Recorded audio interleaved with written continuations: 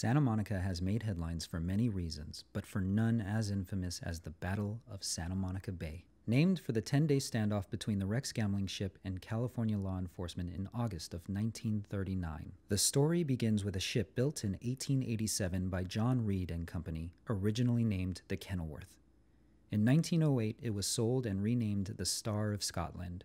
It was again sold in 1929, where it was then towed to Santa Monica. This four-mast fishing barge, anchored in Santa Monica Bay, caught the eye of crime figure Tony Coronero, who, in 1937, convinced James Lloyd to partner with him to purchase the barge and convert it into a gambling ship. The conversion involved cutting down all four masts and transforming the main deck into a 300-foot-long deck house where the casino would reside. The conversion, which Coronero claimed to have cost $350,000, left the ship virtually unrecognizable. And thus the Rex was born. The Rex, which was Latin for reigning king, was anchored 3.5 miles from the coast of Santa Monica and opened for business on May 5, 1938. The Rex gambling ship was an instant success, much to the displeasure of local law enforcement.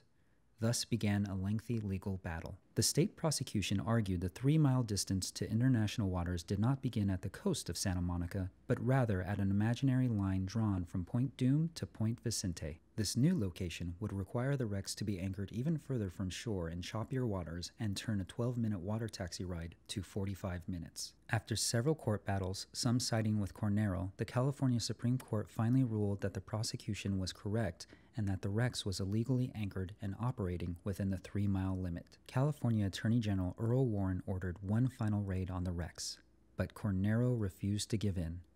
The final raid headlined in local newspapers as the Battle of Santa Monica Bay. On August 1, 1939, the Rex held off law enforcement officials for 10 days with its high-powered water cannons.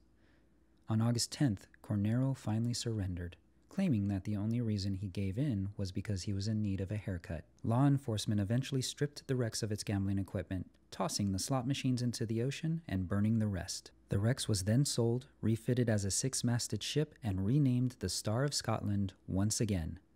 The ship would eventually sink on November 13th, 1942. If you look at our gallery, you'll see the original steering wheel from the Rex, as well as a gambling chip commemorating the infamous gambling ship.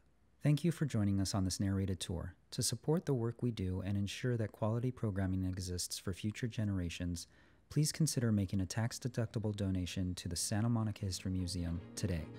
Thank you.